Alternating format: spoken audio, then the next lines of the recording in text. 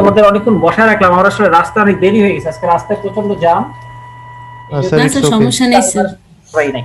আচ্ছা, তোমরা কি, আমি লাস্ট যে ইমেলটা দিছি কিছু টপিক ওখানে উল্লেখ করছিলাম, কেউ কি দেখার সুযোগ পাইছো ইমেলটা? জি স্যার, জি সবাইকে স্যার। দিয়েছি জি স্যার স্যার। ইমেলটা। আচ্ছা, আমি জাস্ট খুব কুইকলি, আমরা যেহেতু রাত হয়ে গেছে, খুব বড় মিটিং করবো না ইনশাল্লাহ, খুব কুইকলি আমি ওটা একটু খুলে অল্প অল্প করে তোমাদেরকে বলি যে কোন টপিকটা আসলে কি রকম কাজ হইতে পারে।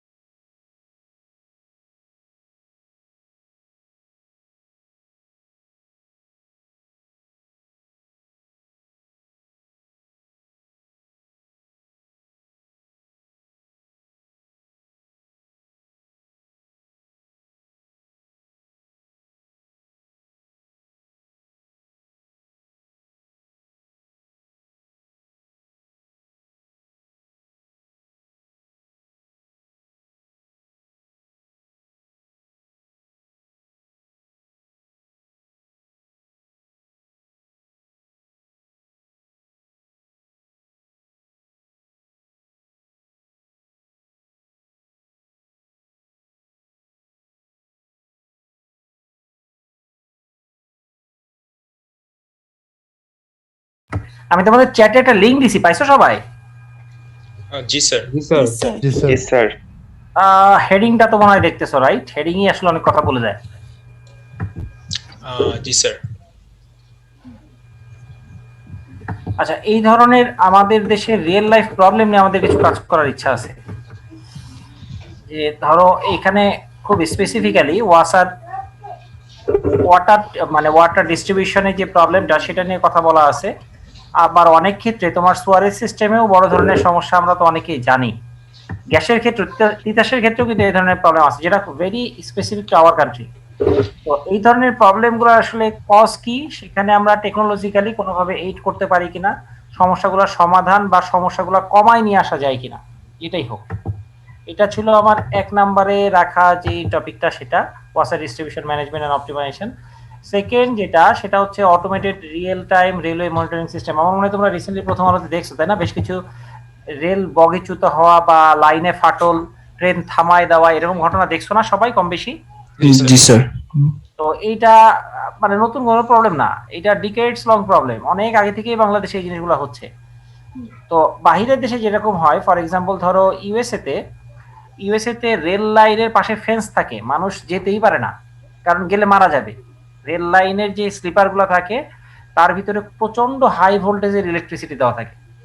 এতে সুবিধা কি? সুবিধা হচ্ছে ধরো কোনো জায়গাতে কোনো কারণে যদি কন্টিনিউটি ব্রেক হয়, সেটা কিন্তু সহজে টের পাওয়া যায়, যেটা বাংলাদেশে সম্ভব না। বাংলাদেশে যদি এরকম হাই ভোল্টেজ দেওয়া হয়, মানুষ, গরু, ছাগল সব মারা যাবে একবারে, যেহেতু ওখানে ওপেন। তো বাংলাদেশের যে কনটেক্সটটা, এটা কিন্তু শুধু অনলি ইউনিক টু বাংলাদেশ না, যেমন ওয়াসা বা তিতাস, এগুলো হচ্ছে বাংলাদেশের ইউনিক কনটেক্সট। কিন্তু রেল লাইনটা বাংলাদেশ ছাড়াও ইন্ডিয়া, কেনিয়া, এরকম বেশ আরো কিছু দেশে আছে একই রকম সিচুয়েশন, একই রকম ডিরেলমেন্ট। কিন্তু এগুলার জন্য রিয়েল টাইম বলতে আমি বুঝাচ্ছি, একটা ট্রেন যখন চলতেছে তখনই সে বুঝবে তার সামনে রেল লাইনের কি অবস্থা। এই ধরনের কোনো সলিউশন ওয়ার্ল্ডে এক্সিস্ট করে না। স্যার, বলো। একটু স্যার, আমি হচ্ছে রিসেন্টলি একটা অফিসে আর কি কয়েকজন গিয়েছিলাম। তো স্যার, ওইখানে একটা মোটামুটি একটা সলিউশন আর কি আমাদের সামনে আর কি একজন আর কি বলেছিলেন। তো ওইটা সবকে একটু যদি বলতে দিন। আবার বলো প্লিজ। স্যার, আমি আর কি রিসেন্টলি নাম কিটার বেসিসের একটা মিটিং এ আর কি গিয়েছিলাম। স্যার, ওইখানে স্যার এইটার একটা প্রবাবল সলিউশন আর কি আমি দেখেছিলাম আর কি। কে বলছিল এই কথা? স্যার, এটা হচ্ছে একজন স্যার, উনি হচ্ছে অপু স্যার।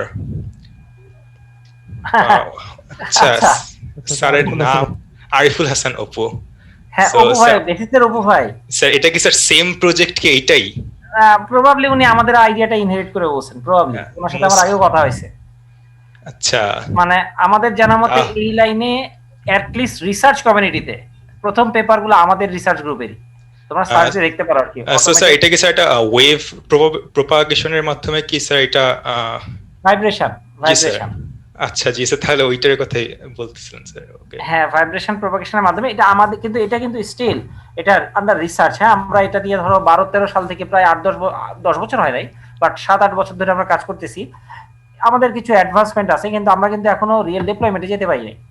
কারণ ধরো প্রথমে তুমি যে ওয়েভের কথাটা বললা, একদম শুরুতে আমরা যেটা চিন্তা করছিলাম যে তোমরা অনেকে হয়তো জানো যে ছোটবেলায় বা নাটক টাটকে দেখছো যে স্লিপারে কান দিয়ে থাকলে দূর থেকে আসা ট্রেনের শব্দ শোনা যায়।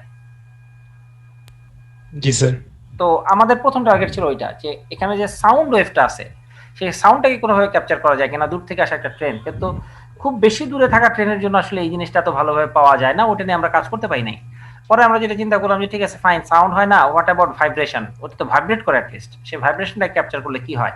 এই ভাইব্রেশন নিয়ে প্রায় 6 মাস 1 বছর পর্যন্ত আমরা আটকায় ছিলাম, কারণ ভাইব্রেশনও খুব ভালো ডাটা আমাদের দিচ্ছিল না। পরে সিভিল ডিপার্টমেন্টের একজন স্টুডেন্ট ও এসে আমাদেরকে যেটা বললো যে স্যার একটা অ্যাম্পলিফায়ার লাগাই দেন, যেটা এখন হয়তো আইওটিতে কমনলি সবাই জানো, বাট ওই 13-14 সালের দিকে কিন্তু এই আইডিয়াটা এত তখন প্রমিনেন্ট ছিল না, যে খুব ছোট্ট সিগন্যাল অ্যাম্পলিফাই করলে আলটিমেটলি এটাতে কাজ করা যাবে, কারণ অ্যাম্পলিফাই করলে তো নয়েজও অ্যাম্পলিফাই হওয়ার কথা। তো সেই জিনিসগুলোকে নিয়ে আমরা বেশ কিছুটা ডিল করছি, আমাদের একাধিক পেপারও এখানে আছে কিভাবে এই সেন্সিং করা যায়, কিভাবে নেটওয়ার্কিং করা যায়, বাট এই জিনিসগুলোকে কিভাবে কম্বাইন করা যায়, বিশেষত এই জিনিসগুলো যখন আমরা ডিপ্লয় করব সেখানে তো পাওয়ার সোর্স লাগবে, কিন্তু ইলেকট্রিসিটি তো আমি দিতে পারবো না ওখানে। তার মানে ওখানে এনার্জি হারভেস্ট করতে হবে। ফর এক্সাম্পল ধরো সোলার থেকে এনার্জি হারভেস্ট করতে হবে, সেটা আমরা কিভাবে করব? তো এই এই জিনিসগুলো আবার এই নেটওয়ার্কিং সেন্সিং এগুলাকে একসাথে কিভাবে মার্জ করে একটা ইউনিট, এটা একটা ইউনিক চ্যালেঞ্জ হচ্ছে এটা প্যাকেজিং। ধরো আমরা একটা সলিউশন ডেভেলপ করলাম, কিন্তু সেটাকে কিভাবে আমরা প্যাকিং করব যেন সেখানে পানি না ঢুকে, যেন সেটা চোরেরা খুলে নিয়ে যেতে না পারে, এগুলো আলটিমেটলি আলাদা আলাদা রিসার্চ প্রবলেম। তো এই জিনিসটা আমরা kind of in the middle, এখানেও ইন্টারেস্টিং কিছু রিসার্চ প্রবলেম রয়ে গেছে যেটা নিয়ে আমরা অলরেডি কাজ করতেছি। থার্ড যেটা, সেটা হচ্ছে road traffic simulation. Road traffic সিমুলেশনে কেউ কখনো কোনো কথা শুনছো? No sir. আচ্ছা ফাইন। মোটামুটি স্যার মানে কম্পিউটার সিমুলেশন করার মতো মেবি। হ্যাঁ, ডেফিনেটলি কম্পিউটার সিমুলেশন করার মতো, কিন্তু যেটা হয় পৃথিবীতে বহু রোড ট্রাফিক সিমুলেটর আছে। মেজরিটি হচ্ছে তোমার ফার্স্ট ওয়ার্ল্ড কান্ট্রি, যেমন ধরো নর্থ আমেরিকার দিকে অথবা ইউরোপ, যেখানে ভেহিকেল গুলা লেন মেনে চলে, রাস্তার উপরে মানুষ হাঁটাহাঁটি করে না। কিন্তু বাংলাদেশে তো সেগুলো চলবে না, কারণ আমরা তো লেন মানি না। আমাদের এখানে রিক্সা চলে, রাস্তার মাঝখান দিয়ে মানুষ হেঁটে যায়। এই ধরনের উদ্ভট জিনিস কোনো সিমুলেটর সিমুলেট করে না। তো আমরা আমাদের সিমুলেটর একটা ডেভেলপমেন্ট ইনফ্যাক্ট আমরা করতেছি, সেটাও এগেন 5 to 7 ইয়ার্স ব্যাক। এখানেও আমরা ইন দ্য মিডল, সেখানে এইসব উদ্ভট জিনিসকে আমরা সিমুলেট করি, যে মানুষ হেঁটে গেলে কি হবে, রাস্তায় কয়েক ধরনের ভেহিকেল আছে, কেউ লেন মানতেছে না। লেন না মানা সিমুলেটর আমাদের জানা মতে আমাদেরটাই প্রথম, বাট স্টিল আমরা কিন্তু এই জিনিসটাকে ধরো এখনো ইন্ডাস্ট্রি লেভেলে নিয়ে যেতে পারি নাই। আমাদের সিমুলেশন করে আমরা বিভিন্ন ধরনের আউটপুট জেনারেট করতে পারি, কিছু স্টিল সমস্যাও আছে, সেটার এক্সটেনশনের কাজও আমরা করতেছি। তো এই সিমুলেশন গুলা ইনফ্যাক্ট আমরা সৌদি আরবিয়ার সাথে একটা প্রজেক্টে এবং ইউএস এরও ইউনিভার্সিটি অফ ফ্লোরিডার সাথে কোলাবোরেশন করে আমাদের সিমুলেটরের উপর বেস করে আমরা কিছু কাজ করার চেষ্টা করতেছি। সেখানে অনেক ধরনের রিসার্চ প্রবলেম ওপেন আছে, যদি ওখানেও তোমরা কেউ ইন্টারেস্টেড হও ওখানেও কাজ করতে পারো হয়তো। ফোর্থ যেটা, সেটা আসলে খুব বেশি কিছু আমি বলবো না, তোমরা কেউ কখনো কোয়ান্টাম কম্পিউটিং এর নাম শুনছো কিনা? জি স্যার। জি স্যার, নাম শুনেছি। কোয়ান্টামে আগে কেউ কখনো কোনো থিওরি পড়ছো? জি স্যার। স্যার মানে স্যার ইন্টার লেভেলে বেসিক্যালি আমাদের ওয়েভ ফাংশন এন্ড এই জিনিসগুলোর একটা বেসিক ক্লিয়ারেন্স দেওয়া হতো, বাট স্যার মানে ডিপ বা কোনো এলাবোরেশন আসলে তেমন হয় নাই। স্যার ফিজিক্সে ছিল কিছু, আর এবার কেমিস্ট্রি তো কিছু এরকম আইডিয়া আছে। কোয়ান্টাম কম্পিউটিং নিয়ে আমরা হচ্ছে আমাদের ইংলিশ ল্যাবে আমাদের একটা রিপোর্ট লিখছিলাম আর কি, তখন একটা স্টাডি করা হয়েছিল। আচ্ছা, খুবই ভালো। তা তোমরা তো অনেক কিছু জানো দেখা যায়, আমার থেকে অত বেশি জানো, কারণ আমি কোয়ান্টাম কম্পিউটার সম্বন্ধে কিছু জানি না, আমার স্টুডেন্টরা জানে। আমাকে একটু বলো তো কারেন্টলি, যে বলো প্লিজ।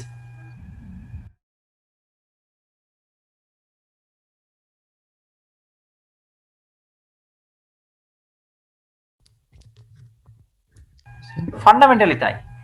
সুপার পজিশন আর এন্টেঙ্গেলমেন্ট দুইটা ক্যারেক্টারিস্টিক আছে হয়তো, ওই দুইটা।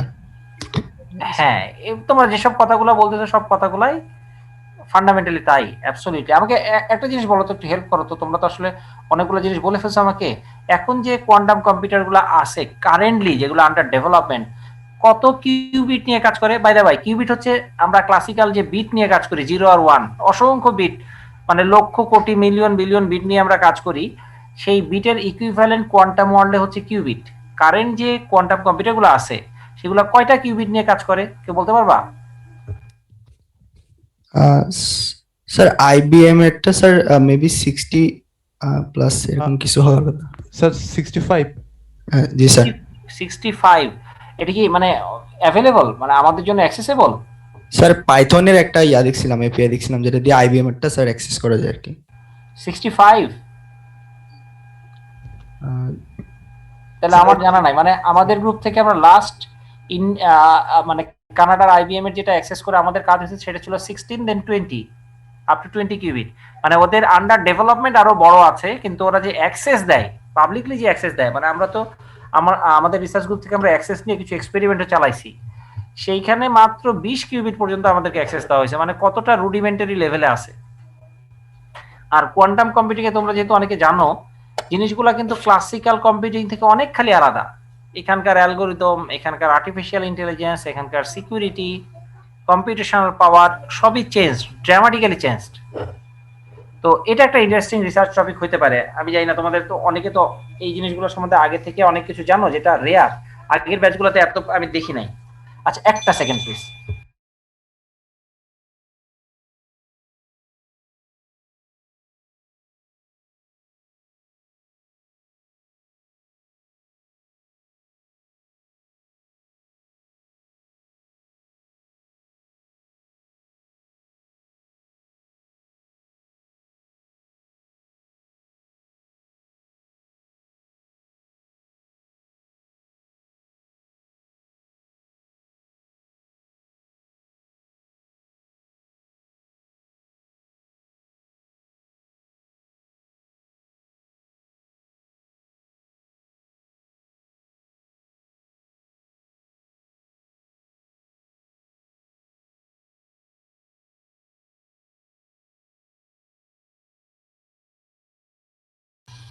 আচ্ছা ফাইন, আমরা কোয়ান্টাম কম্পিউটিং নিয়ে কিছুটা কথাবার্তা বললাম।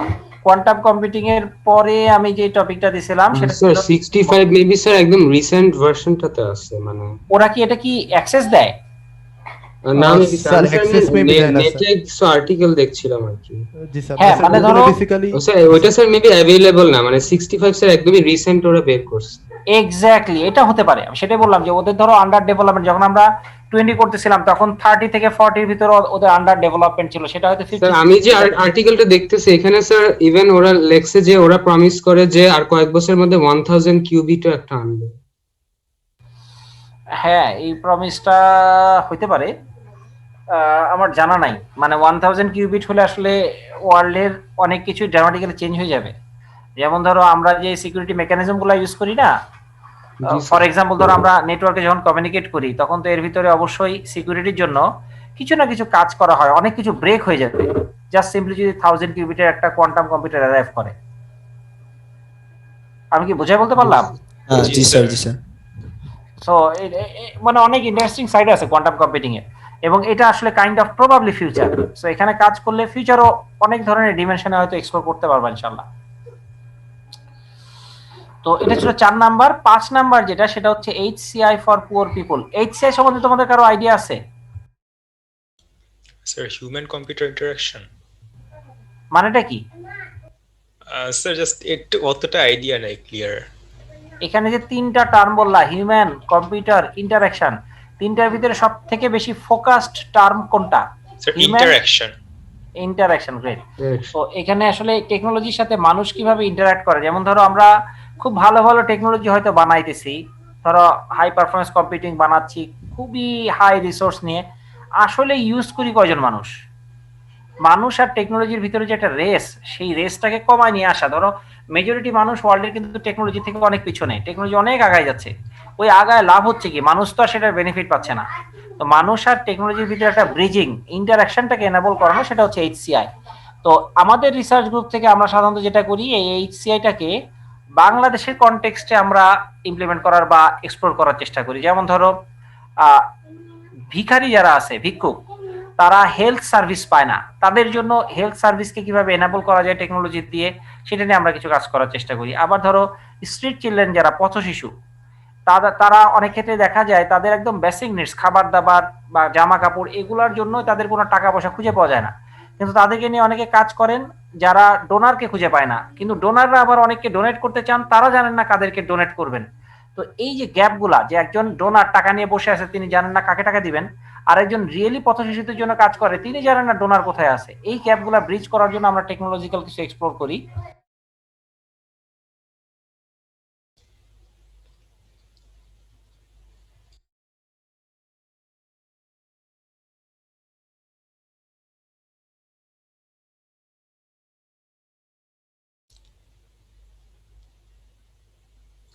স্যার কি মিউট হয়ে গেলেন? হ্যাঁ, আমি একটু মিট করে দিয়েছিলাম। আচ্ছা, এরপরে ধরো আমাদের যে রিফিউজি আছে, বিশাল বড় একটা রিফিউজি ক্যাম্প আছে, probably the largest in the world, Rohingya refugee camp.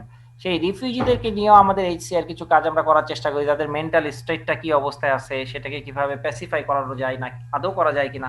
তো আমি পুরো কথাটার যে সামারি বলার চেষ্টা করতেছি, সেটা হচ্ছে যে আমরা আমাদের যে পুয়ার পিপল যারা আছে বাংলাদেশের, তাদেরকে টেকনোলজিক্যাল সুবিধা দিয়ে তাদের লাইফটাকে কিভাবে আর একটু ইজি করা যায়, সেই পার্সপেক্টিভ থেকে এইচসিআই কে এক্সপ্লোর করি। এটাও আরেকটা টপিক আমি দিছিলাম।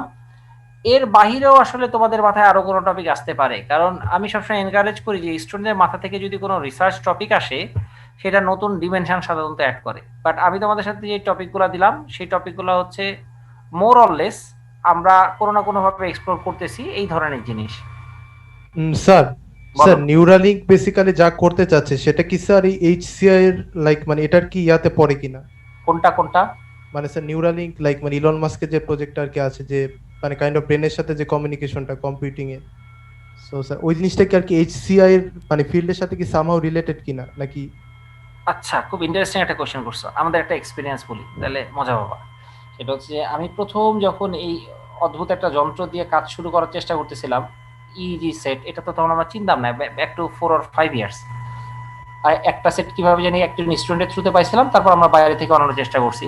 তো আমি আমার স্টুডেন্টকে তখন যারা ছিল, যারা এখন কেউই নাই, সব বাইরে চলে গেছে, তাদেরকে বলছিলাম যে ঠিক আছে, তোমরা মানুষের কাছ থেকে ডাটা কালেক্ট করো, তো দেখি যে এই ডেটাগুলোর চেহারা কেমন হয়। তো কি ধরনের মানুষের কাছ থেকে ডাটা কালেক্ট করবা? যে কোনো মানুষ, নো রেস্ট্রিকশন। রিক্সাওয়ালা পাইলে রিক্সাওয়ালাকে ধরে ডাটা কালেক্ট করবা। তো তারা আমার কথা মতো ডাটা কালেকশন শুরু করছে, একজন রিক্সাওয়ালার মাথায় বসাইছে, রিক্সাওয়ালা কিছুক্ষণ বাকরুদ্ধ হয়ে গেছিল।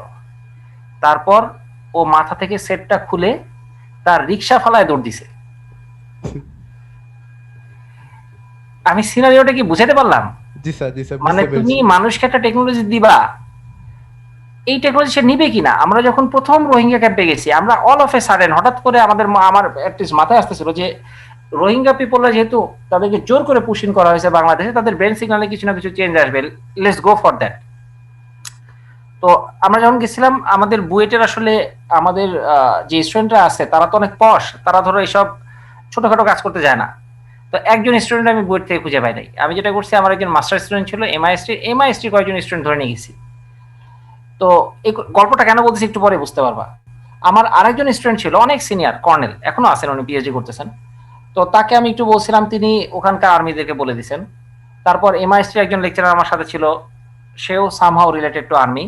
তো আর্মি ক্যাম্পে প্রথম দিন সকালবেলা আমরা গেলাম, আমরা খুব সুন্দর আতিথেয়তা পেলাম মাশাল্লাহ। কিন্তু যখনই ডেটা কালেকশনের কথা বললাম, সাথে সাথে বললো, স্যার আপনারা যে মাথায় এরকম একটা জিনিস লাগায় ডাটা কালেক্ট করবেন, আপনারা চলে যাওয়ার পর এই রোহিঙ্গারা বলবে আমাদের মাথায় কি জানি লাগাইছিল, আমাদের প্রচন্ড মাথা ব্যথা করতেছে, আমরা মরে যাচ্ছি, আমরা তাদেরকে কিভাবে সামলাবো। জি স্যার। স্যার পরে কি স্যার পারমিশন পাওয়া দেওয়া হয়নি? হ্যাঁ, আমরা পরে অন্য চ্যানেলে গেছিলাম। আমরা পরে ওখানে তোমার গভর্নমেন্টের যে অ্যাডমিনিস্ট্রেটিভ যারা আছেন, অ্যাডিশনাল সেক্রেটারি একজন ছিলেন, আমি ডিপার্টমেন্ট থেকে ওই রাতেই একটা লেটার কালেক্ট করে তাকে দিয়ে পরের দিন সকালে একটা অ্যাপ্রুভাল নিয়ে নিয়েছিলাম। তারপর উইদাউট আর্মি মানে সিভিলিয়ানদের থ্রুতে আমরা ডাটা কালেক্ট করছি। এরপরও আরো একবার আমরা গেছি, 2বার আমরা ডাটা কালেক্ট করছি।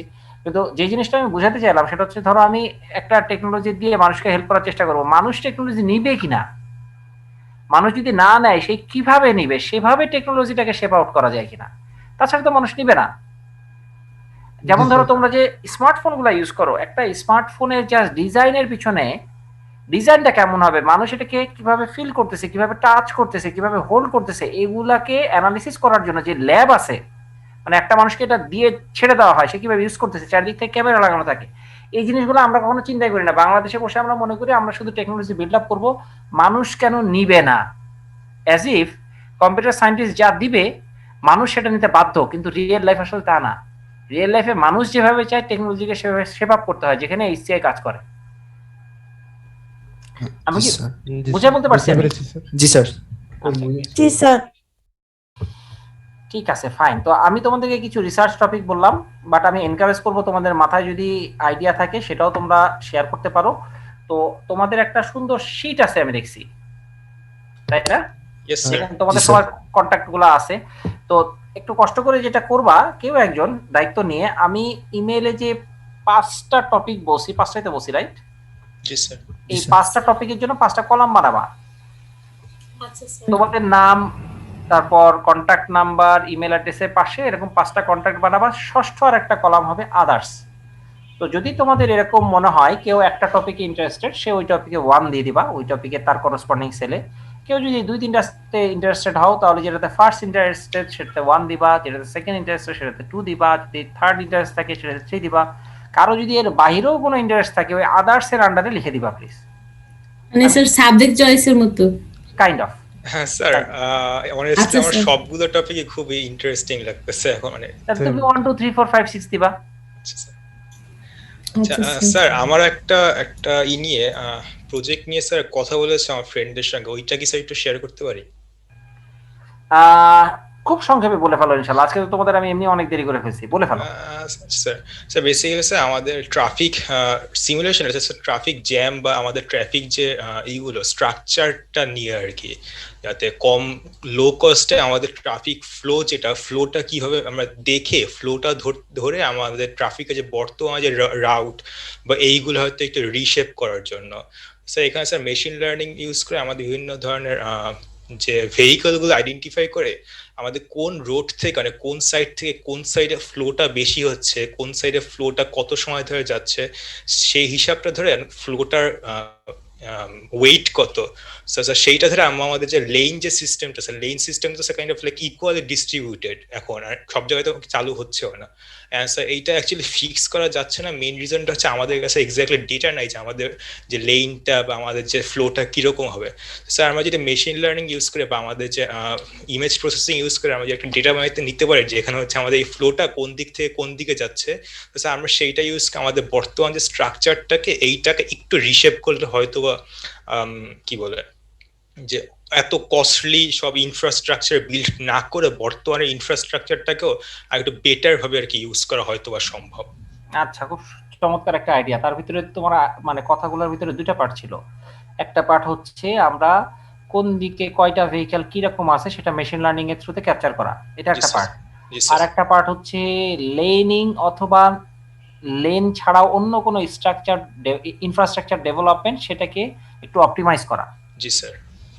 প্রথম যে এইটা পার্টটা, এইটা হচ্ছে স্যার ডেটাগুলো নিয়ে স্যার এটা স্যার হয়তো এর পরের পার্টটা কি হবে হয়তো একটা প্রথম যে পার্টটা জি স্যার এক্স্যাক্টলি সেম কাজ আমাদের একজন মাস্টার্স স্টুডেন্ট করতেছে ট্রাফিক সিগন্যালিং এর জন্য। ট্রাফিক সিগন্যালিং এ আমরা একজন মানুষকে দাঁড় করাই দিই, অমানবিকভাবে তার কাছ থেকে আমরা এক্সপেক্ট করি সে বেস্ট অপটিমাইজ রেজাল্ট আমাদেরকে দিবে, যেটা আসলে আমাকে দিলে আমি পারতাম না।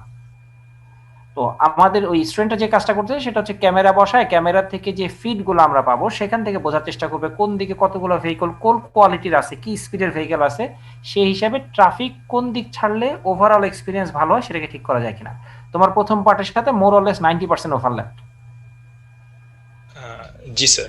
দ্বিতীয় যেটা লেনিং, মানে আচ্ছা তোমরা এখানে যারা আছো তোমাদের কারো কি কখনো মনে হয় যে বাংলাদেশের লেন সিস্টেম চালু না করার জন্য বাংলাদেশের ট্রাফিক সিস্টেমের অবস্থা তো খারাপ? তোমাদের কি সবারই তাই মনে হয় না কারো এরকম মনে হয়?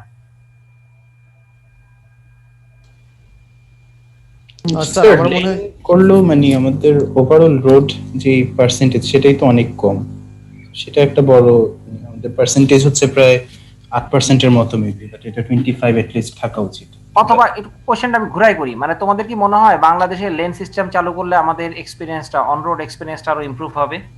স্যার আই থিঙ্ক স্যার এটা ইন্ডিভিজুয়াল মাইন্ডসেটের উপরও ডিপেন্ড করতেছে, মানে how the people actually perceive those rules and ধরো রুলস সব ফলো করা শুরু করলো বাংলাদেশের মানুষ এবং লেন বেসড আমরা গাড়ি চালানো শুরু করলাম, আমাদের এক্সপিরিয়েন্সটা ভালো হবে না খারাপ হবে না কি থাকবে? স্যার কিছু কিছু কেসেসে জিনিসটা অ্যাকচুয়ালি আমার মনে হয় বেটার হবে। আচ্ছা, আর কেউ? স্যার আরেকটা যেটা আছে সেটা হচ্ছে আমরা যদি একটা এইরকম স্ট্রাকচার যেটা হোল সিস্টেমটাকে নিয়ে যে চিন্তা করতে হয়, তো আছে কিছু কিছু নেটওয়ার্ক আছে যেখানে হচ্ছে আমরা ওয়ান ওয়ে রাউট যে আমরা এস্টাবলিশ করি, বিকজ এরকম হয়তো কিছু লাইনকে একটা দিকে এক ফ্লো করা, অন্যগুলোকে হয়তো আরেকটু একটু লেন দিয়ে রোড দিয়ে হয়তো জিনিসটাকে নিলে যে আমাদের যে ইন্টারসেকশন গুলোতে অ্যাকচুয়ালি সবচেয়ে বেশি এই জ্যাম গুলো পড়ে। কোনোভাবে যদি এখান থেকে এমন একটা সিস্টেম দাঁড় করানো যায় যেখানে হচ্ছে ইন্টারসেকশনটা হচ্ছে কমে যায়, আমরা হয়তো অন্য কোনো একটা বাইপাস দিয়ে বা এরকম রোড দিয়ে যেখানে আমাদের ইন্টারসেকশনের কারণে তো স্যার মেইনলি জ্যাম গুলো ক্রিয়েট হয়, এবার যদি স্যার কমানো সম্ভব আইডেন্টিফাই করে, স্যার সেইটা অ্যাকচুয়ালি সব স্যার বেটার রেজাল্ট দেয়। খুবই চমৎকার আইডিয়া, এবং এগুলো হচ্ছে তোমার পলিসি লেভেলের থিঙ্কিং, যেগুলো নিয়েও আমরা অনেক ক্ষেত্রে কাজ করার জন্য চেষ্টা করি আমাদের গ্রুপ থেকে, কিন্তু আমার কোশ্চেন অ্যান্সারটা এখনো পাই নাই। তোমাদের কারো কাছে কি মনে হয় যে বাংলাদেশের লেন সিস্টেম চালু করলে আমাদের যে এক্সপিরিয়েন্স সেটা আরো খারাপ হবে? স্যার এটা লেনের improve- ব্যাপারটা, হ্যাঁ বল সমস্যা স্যার আমি বলতে চাচ্ছিলাম এটা ইমপ্রুভ নাও হতে পারে। এই ব্যাপারে একটা ভিডিও দেখেছিলাম, মানে যদি কিছু লোক থাকে যাদেরকে জ্যাম থাকলেও বের হতেই হবে, আর কিছু লোক থাকে যারা জ্যাম না থাকলে বের হবে। তো যখন আমরা আলটিমেটলি কোনো একটা পলিসি দিয়ে জ্যামটাকে কমিয়ে আনবো, তখন যারা জ্যাম না থাকলে বের হতো ওরা আবার রোডে বের হয়ে যাবে, যার কারণে আলটিমেটলি রোডে প্রেসার বাড়তেই থাকবে। এই কারণে জ্যামটা কমছে না। এই কারণে পাবলিক ট্রান্সপোর্টের সংখ্যা বাড়িয়ে দিয়ে মেট্রো রেল বা এই ধরনের মানে পাবলিক ট্রান্সপোর্ট বাড়ানোর জন্য বেশি মানে ইনভেস্টমেন্ট করা প্রয়োজন, এরকম একটা ইচ্ছা। হ্যাঁ, মানে অত জটিল চিন্তাও করা লাগে না। তোমাদের মাসুম মুশফিক স্যার আছেন না, চিনো তো সবাই, রাইট? আমি জানি না Yes, তোমাদের sir. ক্লাস আছে কিনা। জি স্যার। হ্যাঁ, মুশফিকের ওর আন্ডারগ্রেডের থিসিস যেটা ছিল two lane or not two lane, মানে আমাদের সিমুলেটর দিয়ে আমরা সিমুলেশন করে যেটা দেখছি, ধরো first world country north America অথবা সৌদি আরব, ওদের যদি লেন বেসড সিস্টেমের জায়গায় নন লেন বেসড বসায় দেওয়া হয়, ওদের পারফরমেন্স আরো খারাপ হয়ে যাবে। তার মানে ওদের জন্য লেন বেসডই ভালো। ইন্টারেস্টিংলি বাংলাদেশে কারেন্ট যে নন লেন বেসড আছে সেটাকে চেঞ্জ করে যদি লেন বেসড করে দেওয়া হয়, কোনো নতুন ট্রাফিক লাগবে না কারেন্ট ট্রাফিক সিনারিওতে, তাহলে আমাদের অবস্থা আরো খারাপ হয়ে যাবে। কারণ সিম্পলি চিন্তা করে দেখো, আমরা এই জিনিসগুলো আসলে বুঝি নাই প্রথমে যখন রেজাল্ট আসা শুরু করছি, এরকম অদ্ভুত রেজাল্ট কি করে আসতেছে। পৃথিবীর সব মানে ট্রান্সপোর্টেশন ইঞ্জিনিয়াররা বলে লেন বেস্ট করো তাহলে ভালো হবে, আমাদের সিমুলেটর বলে খারাপ হইতেছে লেন করে দিলেই। চিন্তা করে দেখো, জাস্ট এই পলাশী থেকে নীলক্ষেতের রাস্তা, এই রাস্তাটা তো সবাই চিনো না? জি স্যার। জি স্যার। এই জায়গাটায় যখন জাম থাকে কত পরিমাণে গাড়ি থাকে, হিউজ পরিমাণে গাড়ি গাদাগাদি করে থাকে না? জি স্যার। যখন তুমি লেন বেস্ট করে দিবা, গাড়ির সংখ্যা দেখা যাবে 20% পিছনে চলে যাবে, কারণ জায়গাটা তো ইউটিলাইজ করতে পারবে না তুমি। লেনে যখন সুন্দর সিরিয়ালি দাঁড়ায় থাকবা, তখন মাঝখানে গ্যাপ দিয়ে দাঁড়াইতে হবে তোমাকে, পাশাপাশি দুইটা অ্যাডজাস্টেন্ট লেনের ভিতরে। এই জিনিসগুলো আমরা আগে টের পাই নাই, যখন আমরা সিমুলেশন করছি তখন আমরা টের পাইছি যে বাংলাদেশের জন্য এখন যেটা আছে এই অদ্ভুত টাইপের নন লেন বেস সিস্টেম, এটাই আমাদের জন্য ভালো। এখান থেকে লেন বেসে গেলে আমাদের বিপদ আছে। এটা কিন্তু রিয়েল লাইফে যদি করে দেখতে চাও, অনেক মানুষ করার আগে আন্দোলন শুরু করে দিবে যে না আপনি লেন বেস্ট কেন বাদ দিবেন, লেন বেস্ট করতেই হবে। কিন্তু সিমুলেশন আমরা যখন এই এক্সপেরিমেন্ট গুলো করছি, আমি জানি না তোমরা একটা এক্সপেরিয়েন্সের কথা বললা, ওটা আমার জানা নাই, ভিডিওটা হয়তো আমি তোমাদের থেকে নিয়ে দেখবো ইনশাল্লাহ। এই জিনিসগুলো আসলে এমন কিছু ডিমেনশন থাকে যেগুলো রিয়েল লাইফে এক্সপেরিয়েন্স করতে গেলে বিপদ হয়ে যায়, তার আগে সিমুলেশন করে দেখলে ভালো হয়। এবং আমাদের সিমুলেশনে আমরা অনেক কিছু এরকম কিছু দেখছি অলরেডি। এটা তোমরা হয়তো ইন ফিউচারে ইন্টারেস্টেড হইতে পারো। তোমরা একজন তো একটা এরকম ইন্টারেস্টিং আইডিয়ার কথা বলা, আরো এরকম কোনো আইডিয়া আছে তোমাদের? স্যার আমাদের বেসিক্যালি স্যার আর্থকুইক নিয়ে আরেকটা আইডিয়া ছিল স্যার, মেবি আজকে তো অনেক স্যার সময় হয়ে গিয়েছে, আরেকদিন হয়তো আলোচনা করা যায়। শিওর স্যার কাইন্ড অফ আর কি জিনিসটা এরকম যে আর্থকুইক তো প্রপাগেট হওয়ার জন্য তার একটা মানে সার্টেন একটা ভেলোসিটি আছে। তো স্যার একটা আর্থকুইকের যদি এপিসেন্টারটা একটু মানে বেশ ডিস্টেন্সে হয়, সে স্যার 250 কিলোমিটার বা 300 কিলোমিটার, তো স্যার ওখান থেকে আর কি আর্থকুইকের ওয়েভটা আমার কাছে স্ট্রাক করতে sir almost 20 to 30 second time লাগতে পারে। তো স্যার এখন যদি স্যার ওখান থেকে কোনো সেন্সর যদি আমাকে আগে জানিয়ে দেয় যে আর্থকুইকটা আসতেছে, মেবি স্যার এই জিনিসটা আর কি আছে অলরেডি কয়েকটা দেশে। এটা জাপানে আছে। জি স্যার, বাট আমাদের কান্ট্রিতে আর কি নাই। তো হ্যাঁ, এই ধরো হিসাবে স্যার আমাদের দেশে দিলাম, তুমি আর আমি ধরো 3 তলায় বসে আছি, তুমি 6 তলায় বসে আছো, তোমাকে বলা হলো 10 সেকেন্ড পর তুমি আর্থকুয়েকের মধ্যে পড়তেছো, কি করবা? জি স্যার, আই থিংক স্যার মানে প্যানিকের একটা ইস্যু এখানে আছে, এন্ড স্যার মিস ইনফরমেশনটা চলে আসলে স্যার অনেক সমস্যা আছে। মানে ইন্টারেস্টিংলি আর্থকুয়েক নিয়ে আমাদের একজন পিএইচডি স্টুডেন্ট কাজ করতেছে, সে তার কাজ হচ্ছে এই সেকেন্ড লেভেলে না, কয়েক ঘন্টাও আগে না, 3 মাস আগে কি করে বলা যায় যে নেক্সট 3 মান্থের ভিতরে প্রবলেম একটা আর্থকুয়েক হচ্ছে। আচ্ছা আচ্ছা আচ্ছা। এবং সেটা তোমার এই আর্থকুয়েক প্রপাগেশন দিয়ে না, স্যাটেলাইট ডাটা থেকে খুব ইন্টারেস্টিং কাজ। এটা আমরা রিসেন্টলি সাবমিট করছি নেচারে, যাই না ওটা আসলে কিরকম রিভিউ আসবে। বাট বুঝতে পারতেছি তোমাদের মাথায় অনেক আইডিয়া আছে, আমরা হয়তো এই আদার্স এর ভিতরে এগুলা উল্লেখ করে দিব ইনশাআল্লাহ। হ্যাঁ, জি স্যার। আমার কথা মোটামুটি শেষ, বাট আমার আরো 2 মিনিট সময় লাগবে। তোমাদের যদি কোনো কোশ্চেন থাকে তোমরা আগে বলে নাও, তারপর আমি আমার 2 মিনিট সময় নিব ইনশাআল্লাহ। স্যার একটা টপিক যে যে বলেন রোহিঙ্গা ক্যাম্পে যে করেছিলেন ব্রেন ডেটা, ওইটা কি অ্যাকচুয়ালি কোনো আউটকাম এসেছিল এখান থেকে, মানে কোনো সিগনিফিকেন্ট ডিফারেন্স বা এরকম কিছু? আমাদের দুটো পেপার আছে, আমি পেপারগুলো হয়তো তোমরা খুব সিম্পলি ওই আমাদের যে ওয়েবসাইট আছে সেই ওয়েবসাইটে গিয়ে রোহিঙ্গা দিয়ে সার্চ দিলেই দেখতে পাবা। রোহিঙ্গাদের মেন্টাল স্টেটের সাথে, বিশেষ করে পিটিএসডি বলে, পোস্ট ট্রমাটিক স্ট্রেস ডিসঅর্ডার, কেউ একজন ট্রমার ভিতর দিয়ে গেলে তারপর একটা স্ট্রেস, একটা ডিসঅর্ডার হয়, মেন্টাল ডিসঅর্ডার হয়। সেই ডিসঅর্ডারের সাথে কিছু কিছু ব্রেন ওয়েভ হাইলি কোরিলেটেড, সেই জিনিসগুলো আমরা দেখাইছি। আর আরো ইন্টারেস্টিং একটা জিনিস, আমরা রোহিঙ্গাদেরকে বলছিলাম যে তোমরা ফ্রি হ্যান্ড স্কেচ করো, তাদেরকে খাতার পেন্সিল দিয়েছিলাম, দিয়ে বলছিলাম যে তোমরা মায়ানমারে যে বাসায় থাকতা সেই বাড়িটা আঁকো, আর ভবিষ্যতে যে বাড়িতে তোমরা থাকতে চাও সেই বাড়িটা আঁকো। এই বাড়ি আঁকার ভিতরে মানুষের কিছু ডিস্টিংশন থাকে, যেটা থেকে অনেক ক্ষেত্রে বোঝা যায় তার ভিতরে পিটিএসডি আছে কি নাই। সে কয়টা স্ট্রোক টানলো, কয়টা দাগ দিল, দাগগুলা, খোঁচাগুলা, মানে কর্নারগুলা কিরকম, এরকম টাইপের কিছু ইমেজ প্রসেসিং দিয়ে এই কাজটা আমরা করছিলাম। এরকম দুটো পেপার আছে, তোমরা অনলাইনে দেখতে পাবা অলরেডি। আচ্ছা আচ্ছা, জি স্যার। আর কিছু?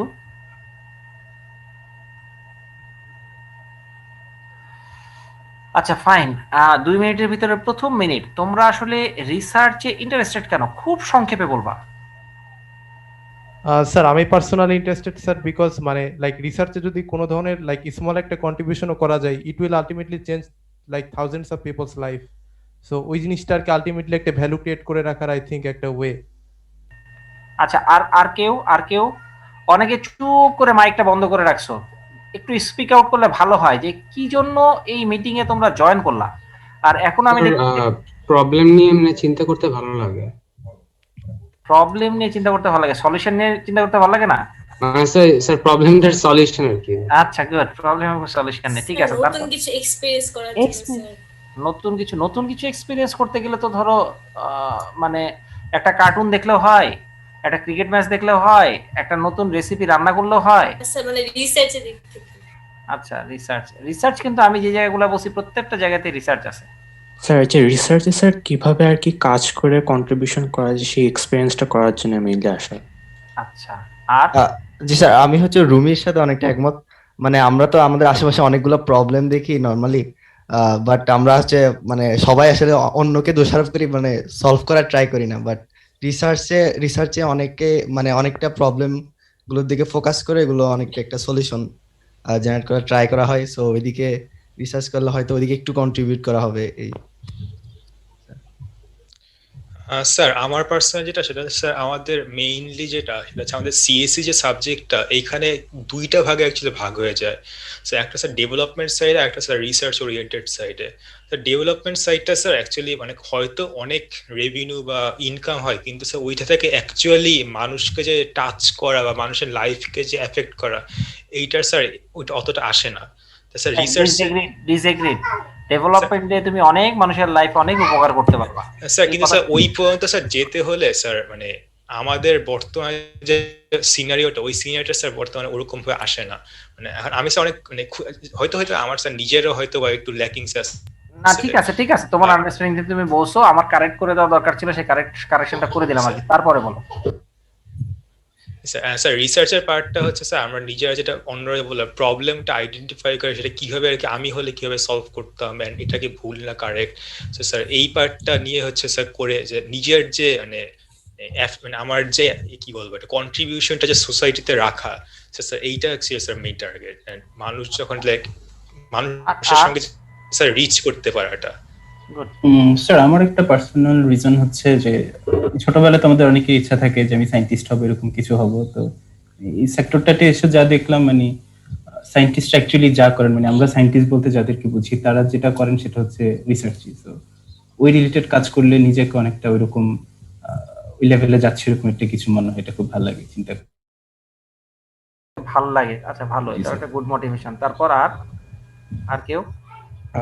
স্যার রিয়েল লাইফ প্রবলেম গুলো কিভাবে সলভ করা হয়, মানে জিনিসগুলো কিভাবে চলে, এইগুলো জানার জন্য, এক্সপ্লোর করার জন্য, ভিন্ন ভিন্ন আইডিয়া বের করার জন্য, এটার জন্য অ্যাকচুয়ালি আগ্রহটা পাইছি।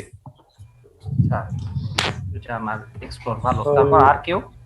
স্যার পার্সোনালি স্যার আমি এখনো স্যার বইটা উঠার পর অ্যাকচুয়ালি খুঁজে পাইনি যে আমার কোন দিকটা ভালো লাগে এক্সপ্লোর করার জন্য, কারণ রিসার্চ একটা বড় সেক্টর হয়ে উঠতে পারে আর কি ফিউচারের দিকে। সো স্যার সেটা এক্সপ্লোরেশন যে তুমি জানো না যে কোনটা ভালো লাগবে, সেই জন্য দেখতেছো যে আদৌ ভালো লাগে কিনা। ইয়েস স্যার, ফার্স্ট টাইম এটা স্যার আমিও তানজিমের সাথে স্যার একমত, মানে অনেক কিছু একটু দেখতে চাচ্ছি আসলে, মানে কোন দিকটা কোন সাইডটা ভালো লাগে, এই জন্য হচ্ছে মানে। আর কেউ? স্যার অনেস্টলি বলতে গেলে স্যার মানে লাইক আমারও এনথুসিয়াজমের একটা ওয়ান অফ দ্য পার্ট, মানে like one of the big part আর কি তানজিম যেটা বেসিক্যালি বললো আর কি, যে স্যার মানে এখন আর কি কাইন্ড অফ এক্সপ্লোর করেও আর কি একটু দেখতে চাচ্ছি যে কোন পার্টটাতে আসলে প্যাশনেট ফিল করি। বাট আসলে আলটিমেটলি স্যার লাইক মানে কোন একটা জিনিস নিয়ে তো অনেকক্ষণ কাজ, লাইক অনেকদিন কাজ করলে তো একটা লাইক অটোমেটিকলি একটা লাইক অ্যাটাচমেন্ট চলেই আসে, তো স্যার ওই ব্যাপারটাও আছে, বাট স্যার ট্রাই করছি আর কি। তারপর আর কেউ বাকি আছো? বলোটাই। আচ্ছা ফাইন, যারা এখনো বলতেছো না, আমি ধরে নিচ্ছি যে তারা এখনো জানো না কেন তোমরা এখানে আসছো। স্যার একটু বলতাম কথা, মানে আমি যেটা পার্সোনালি ভাবি সেটা হলো আমি মোটামুটি রিসার্চের দিকে আগাইছিলাম, সেই মানে আমি রিসার্চে মানে এখন সুযোগ তো পাইনি কখনো, এমনিতে যেটা আমার ইন্টারেস্ট, আমার যে কারণে ইন্টারেস্ট লাগছিল এতে, তো আমি দেখতাম যে রোড অ্যাক্সিডেন্টটা অনেক বেশি, তো পেপারে পড়তে পড়তে তো আমার মনে হলো যে আমি একটু দেখি যে বিষয়টা কি। তো সেটা নিয়ে যখন আমি ঘাটাঘাটি শুরু করলাম তখন দেখলাম যে এইটা বেশি রিসার্চ বেশি, মানে মানুষ ঘাটাঘাটি করে অনেক সলিউশন বের করতেছে এরকম। তো তখন বুঝতাম না, পরে দেখলাম যে ভার্সিটিতে আসার পরে এখানে সুযোগ আছে এরকম আরো অনেক প্রবলেম সলভের, তো সে কারণে এদিকে আগাইছি। এমনিতে পার্সোনালি আমার এই ট্রাফিক জ্যাম বা হচ্ছে রোড অ্যাক্সিডেন্ট এসব নিয়ে নিজেরও কিছু প্ল্যান ছিল ছোটবেলায়, তো সেটাও ইচ্ছা আছে এই করার। আর ভালো, তবে তো অনেকের রিয়েল লাইফ মোটিভেশন আছে, আবার কেউ নতুন জিনিস টেস্ট করে দেখতে চাও যে আদৌ ভালো লাগবে কিনা, সবই ঠিক আছে। কিন্তু আমি মানে এই লেভেল 2, তোমরা কি লেভেল 2 তে উঠতেছো রাইট? Yes sir. লেভেল 2 তে উঠতেছো, ঠিক বললাম তো? জি স্যার। মানে লেভেল 2 তে উঠতেছো, তোমাদেরকে রিচ কেন করতে গেলাম? আসলে ইন দ্য লং টার্ম যাতে আমরা আপনার সঙ্গে কাজ করতে পারি। হ্যাঁ, এই কথাটা কি বললা? স্যার তামিম। আচ্ছা গুড, এক্স্যাক্টলি সো। ধরো বাংলাদেশের সাথে বাইরের যে রিসার্চগুলো, একটা ফান্ডামেন্টাল ডিফারেন্স যেটা হয়, বাইরে খুব সুন্দর সুন্দর পিএইচডি হয়, আমাদের দেশেই স্টুডেন্টরা যখন বাইরে যায় খুব চমৎকার চমৎকার পিএইচডি ওয়ার্ক করে। বাংলাদেশে আমরা যখন রিসার্চ করি, ধরো তোমরা আন্ডারগ্রেডে 1 বছর একটা থিসিসের মধ্যে থাকবা, অথবা মাস্টার্স হলে অ্যারাউন্ড 2 ইয়ার্স, কখনো 3 ইয়ার্স 4 ইয়ার্স এর কন্ট্যাক্টে আমরা কখনো একটা রিসার্চকে কন্টিনিউ করতে পারি না। তো তোমরা সেকেন্ড ইয়ারে তোমাদের অনেক ফান্ডামেন্টাল কনসেপ্টও এখনো তোমরা স্টাডি করো নাই, তোমাদের আন্ডারগ্রেডে পড়ানোই হয় নাই। ইভেন দেন তোমরা রিসার্চ জিনিসটা যদি বোঝার চেষ্টা করো এবং রিসার্চের যেই জিনিসটা যখন লাগবে সেইটাকে যখন পড়ে নিবা, তখন কিন্তু আলটিমেটলি একটা লম্বা সময় ধরে একটা রিসার্চ করতে পারবা। আর একটা জিনিস তোমাদেরকে খুব কুইক একটা হেডস আপ দিই, মানে এটা আমি আমার এক্সপিরিয়েন্স থেকে দেখছি, আমার এটা নাথিং নিউ যে আমি জুনিয়র স্টুডেন্টদেরকে নিয়ে কাজ করার চেষ্টা করি। 1 এর স্টুডেন্টকে নিয়েও আমি একবার কাজ করার চেষ্টা করছিলাম, and he was very good, excellent, খুব সুন্দর কাজ করছিল। সেকেন্ড ইয়ার থার্ড ইয়ার এরকম স্টুডেন্ট নিয়ে কাজ করলে এই লম্বা সময়টা পাওয়া যায়, এটা একটা সুবিধা। কিন্তু আমার এক্সপিরিয়েন্সে আমি যেটা দেখছি, ন্যাচারালি ধরো 60 to 80% ড্রপ আউট হয়ে যায়। ধরো 10 জন নিয়ে কাজ শুরু করি, দেখা যায় 2 জন 3 জন বা ম্যাক্সিমাম 4 জন বাকি আছে। আর একটা রিসার্চ গ্রুপে আমরা 16 জন নিয়ে কাজ শুরু করছিলাম তোমাদের পরীক্ষার আগে, এখন ওটা বাইরের একটা ইউনিভার্সিটির সাথে আমাদের কোলাবোরেশনের কাজ, সেটা 16 থেকে 7-এ নেমে গেছে, এবং আমি খুবই হোপফুল এই 7 সংখ্যাটা অচিরেই কমে 3-4-এ নেমে আসবে। It's nothing new to me, কারণ এই জিনিসটা আমি জানি over the period of time ইন্টারেস্টটা সাস্টেইন করে না। তো তোমরা কিছুদিন একটা জিনিসকে এক্সপ্লোর করবা, জানবা, তোমরাও কিছুটা সময় দিবা, এটা আমি আগে থেকে একটু হেডস আপ দিয়ে রাখি যে রিসার্চ জিনিসটা শুনতে অনেক ভালো লাগে, কিন্তু কাজগুলো কিন্তু অনেক কঠিন, অনেক ডেভোশন লাগে, লেগে থাকতে হয়, কিছুই আসে না। সেই জিনিসটার পিছনে নক করে করে করে করে বিভিন্ন কর্নারকে সার্চ করে করে একটা সলিউশন বের করতে হয়। সো এই জিনিসগুলো কিন্তু এতটা ইজি না। একটা রিসার্চ পেপার যে দেখো, সেটা দেখো একটা সাকসেস স্টোরি, একটা সাকসেস স্টোরির পিছনে অসংখ্য ফেলিওর স্টোরি থাকে, যেগুলো কখনো পেপারেও আসে না। মানে একটা সাকসেস যখন আমরা পাই, মানুষজন শুধু জানলো যে হ্যাঁ কিভাবে সাকসেসটা পাইলাম, কিন্তু এই সাকসেসটাকে এক্সপ্লোর করতে গিয়ে কতভাবে আমরা ফেল করছি নোবডি নোস। সো এই জিনিসগুলো তোমাদের মাথায় একটু ঢুকে যাওয়ার দরকার আছে, যেহেতু তোমরা এক্সপ্লোর করতে যাচ্ছ, রিয়েল লাইফ মোটিভেশন থেকে তোমরা কাজ করতে যাচ্ছ, গ্রেট। তো এই কথাগুলো বলে আজকের মতো মোটামুটি আমরা শেষ করতে পারি আমার মনে হয়, যদি তোমাদের দিক থেকে কোনো মন্তব্য বা কমেন্ট না থাকে। আর আমি একটু রিকোয়েস্ট করব, একজন একটু দায়িত্ব দিয়ে তোমাদের যে শিটটা আছে সেই শিটটা তো আমার সাথে প্রবাবলি শেয়ার করছো আমি যদি ভুল করে না থাকি, সেই শিটে ডান দিকের কলামগুলো একটু কাইন্ডলি ফিল আপ করবা এবং তোমরা নিজেরা একটু ইন্টারেস্টগুলো ওখানে লক করে দিবা। কেউ যদি মনে করো যে না আসলে এই রিসার্চে যে কথাবার্তাগুলো শুনলাম এটা আমার জন্য না, একটু কষ্ট করে নামটাকে ইদার ডিলিট করে দিবা অথবা স্ট্রাইক থ্রু করে দিবা। এই পুরো কাজটা যখন শেষ হবে আমাকে একটু নক করবো, তারপর আমরা নেক্সট মিটিংটা করবো ইনশাআল্লাহ। আচ্ছা স্যার। তোমাদের দিক থেকে কোনো কোয়েশ্চেন, কোয়েরি অথবা কমেন্ট কোনো কিছু আছে? আচ্ছা গ্রেট, আমরা শেষ করতেছি আজকে তাহলে। আল্লাহ হাফেজ, আসসালামু আলাইকুম।